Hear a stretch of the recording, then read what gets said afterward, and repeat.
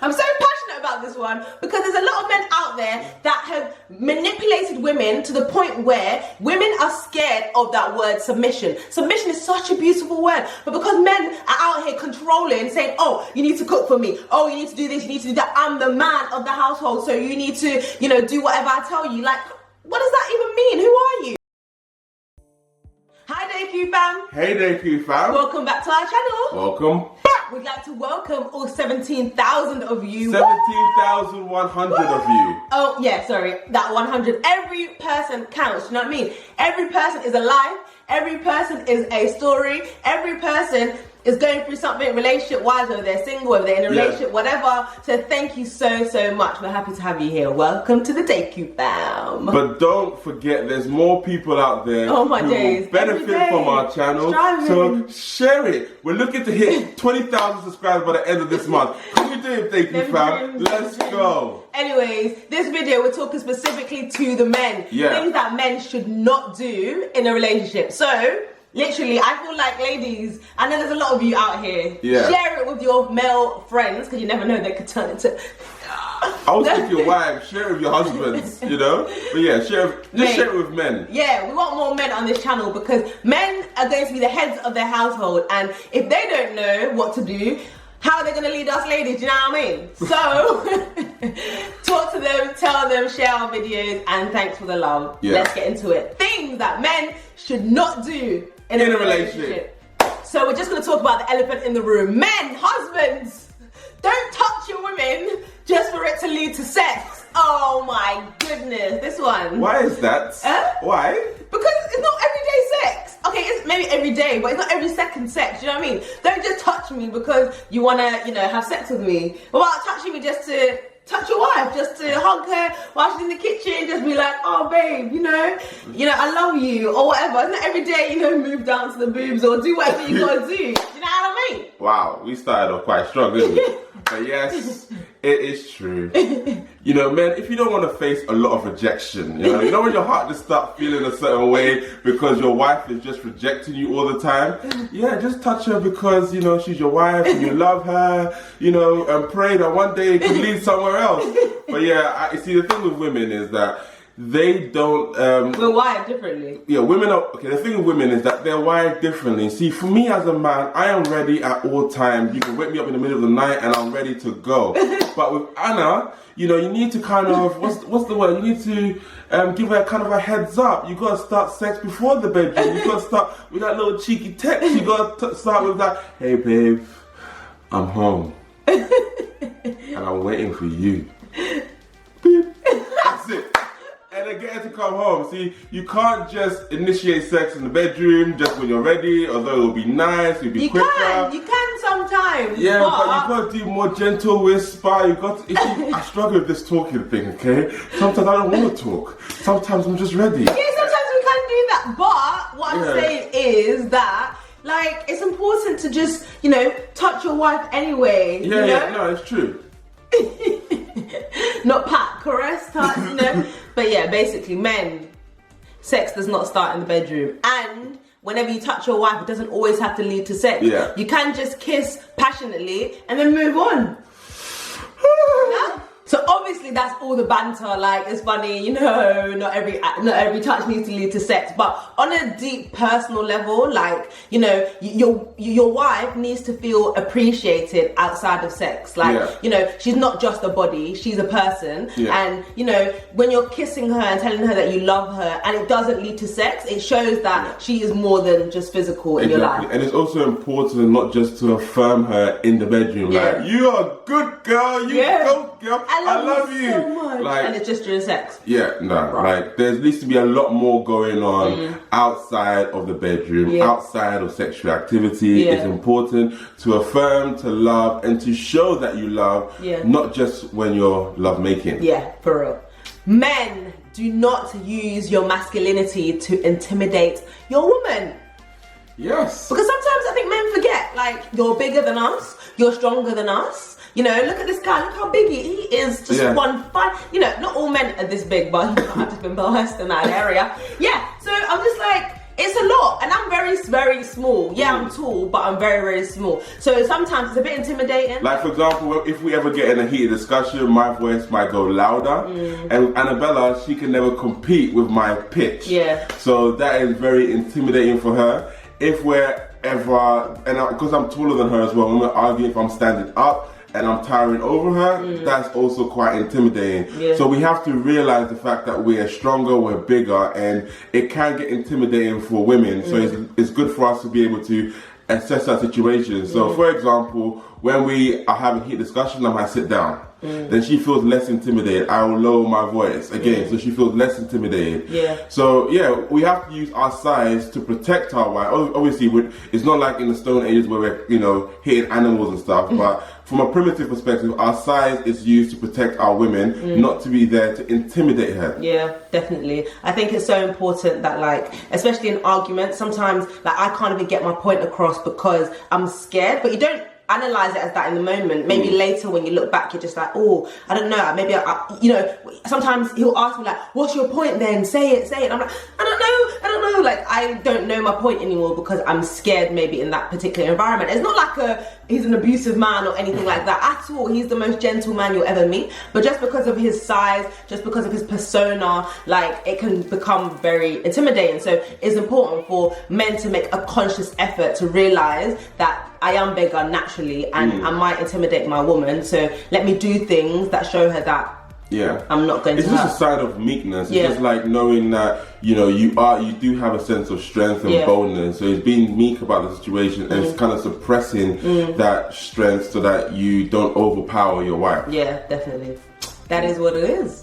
Men do not make sense of our emotions. Oh my gosh, this is like the biggest one, I think. This is the biggest one for me. For you? No, this is the biggest one for me because at the end of the day, naturally, or let's say in general, men are more logical. So if there is a problem and you're crying, please, there has to be a reason why you're crying. Why does there have to be a reason? Why are you crying? Like, sometimes we're having a conversation and it might not even be a heat discussion and Anna might just start crying. I'm like, why are you crying? Why not? Or if she hasn't, the one that gets me, when she hasn't cried in a while, she's like, oh, I haven't cried in a while. But I haven't given you a reason to cry. There's no reason. It's just emotion.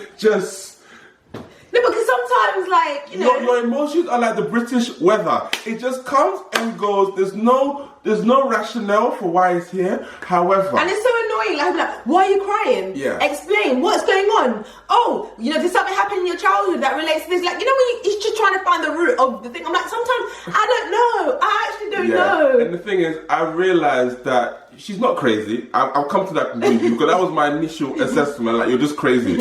But she's not crazy. You liked my emotion when we first got together. Men, they like women's emotion at the beginning, because they're all loving, all caring, all passionate and stuff. But then when it's the other way, when it's like something negative or whatever, it's like, why are you crying? Why are you feeling this way? But it doesn't make sense. Yes. So I've now, come to the conclusion that I don't need to make sense of Annabella's emotions. Yay! I am not going to solve her emotions, okay? I'm just going to sit back.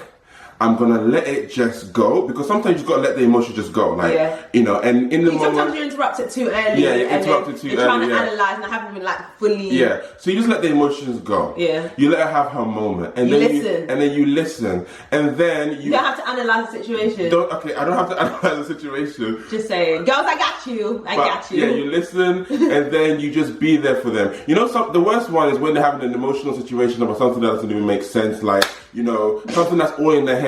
And you know the answer, you just want to be like, but baby, it's not that deep. No, you know what? In that moment, I can't believe Shanae did that to you. No way. No way. No. We're going to fight Shanae and we're going to hurt Shanae. Where's my scissors? I will cut her hair off. You just. Then when the emotion disappears, you'd be like, babe, you know that problem that you had before? You were actually in the wrong.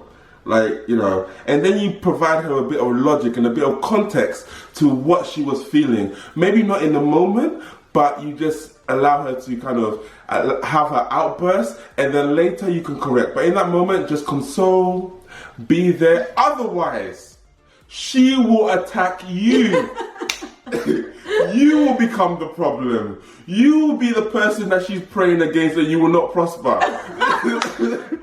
It's important just to let her just have her moment. Well done, babe. You've learned so much. Well done. But the most important thing is that you also want your woman to be able to come to you for her emotions. Yeah, because there comes to a point where I didn't want to talk to him. Like, I'd rather find a friend that I'd rather talk to about my emotions, because my guy here is going to try and analyse the situation before I've even lay it out. Yeah. So, because if you watch the way that girls interact with each other, like men, if there's a problem, if you're in the wrong, we just tell you. But women, whether you're in the right or wrong, they just encourage your nonsense. So, yes. But basically, I now come home to Gabe and I talk to him about and I listen. And he really understands. I have this chair here. It's got like a footrest thing. You just put it there. You give her a beverage, and then you just let her just... And if you want your relationship to flourish, you really need to be that spouse that your woman comes home to share her problems. Otherwise, she'll be going somewhere else, and that's not good for the relationship. No. So, yeah. Well done, baby. Don't touch the baby. Men, do not make your woman feel like an option. Oh my gosh, this is a big one. Because I know a lot of girls be out here jealous of, some colleague at work, their mum of their spouse, like all of this stuff. But for me, mate, Gabes has never ever made me feel like an option. Like, Gabes, well done. Seriously, I've never been jealous. I've never felt away. Even when, before we got together, Gabes was just... He's a mommy's boy. He's a complete a mommy's boy. But I've never felt jealous of his mom. I've never felt like a second option. He always prioritizes me. When I need him, he's there. But I see guys out there like, oh, there's many girls better than you. Like, there's loads of girls after me. Okay then, go and find Sally or whoever that girl is. Like, I don't understand. How can you be here with me but then you're got options externally? Like, no, I don't want to feel like an option. I don't want to feel like second best. I don't want to be jealous of anything going on any female relationships that you have out there. Mate, I'm the only one. And I think that is something that guys need to do. Yeah. Seriously, be focused on one woman and make her a priority. It's simple. It's very important, because I think with women, like, one of the most important things to them in a relationship is security. Yeah. And they have to feel secure. And men, it's also in your interest if your women feel secure. Otherwise, they go a bit loco. When you're out and about, they'll be calling you because they're scared of what you may be doing. Yeah. But at the end of the day, if they feel like they can trust you and you're honest and you're putting them first, and they see that they're a priority, mate, they will let you go. They will let you do your thing. You can be at work and not be getting random calls, and they'll be there listening to your breath to see if you're breathing heavy. If women feel secure, they won't act loco. Yeah, and girls, like, it's not normal to be checking your guy's texts all the time, to feel like, oh, why is he texting another woman and stuff like that. I've never ever felt like that, and that's because he's created an environment of trust, and he's always made me feel secure in the relationship. I've never felt like an option. I've never felt like there's anyone that actually compares to me, and that's how we should be made to feel. Like, there's only one queen in a relationship. This whole agenda with like having side chicks and having multiple women, like, it's not the way that God intended for it to be. So like, in our relationship, I've never ever felt like I need to stalk him, I need to check up on him or anything like Detective. that. Never ever. Like, personally, I just don't have time for that. Like, I've done that in previous relationships, and I thought that was a normal way of life, but it's actually not. It's draining. It drains you out. Like, instead of me focusing on work and on what I need to do, I'm here focusing on my spouse. Like, oh, let me track his phone and find out where he is and all this stuff. And it's like, no, that's not the way it's meant to be. So we just wanted to remind you ladies that there's actually good guys out there. There are guys who are there ready to make you a priority and to make you their only woman. Don't feel like you need to be an option, because that's not the way a relationship should be. So men, you're very passionate about this. Yes, I'm so passionate. Men, do not make your women feel like they are an option. Yeah, that's right. You get told off by my wife. That's right. And the final one, men, do not try to control your woman. That one, I don't know. For me, it burns my heart, because the whole.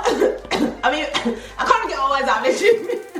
I'm so passionate about this one because there's a lot of men out there that have manipulated women to the point where women are scared of that word submission. Submission is such a beautiful word, but because men are out here controlling, saying, oh, you need to cook for me, oh, you need to do this, you need to do that, I'm the man of the household, so you need to, you know, do whatever I tell you. Like, what does that even mean? Who are you? How can we both be here striving, trying to do our thing work-wise, and then you're expecting me, who gets home at the same time as you, to be cooking while you're sitting down, laying your feet on the sofa, and me bringing a bowl so you can wash your hands and all that stuff. But what are you bringing to the table? Like, control, what, just because you're a man, that is it? Like, no. It really frustrates me, and you know, a lot of women are really frustrated with this as well, which is why women have gone the other extreme and are doing, you know, wahala. Feminist movements. Yeah, feminist movements and stuff like that, because men have taken advantage of women and they've just controlled and manipulated them and seen them as just like, you know, someone that they could just stamp on in life. I don't mean to control you, but let me go ahead. You rest. Yeah.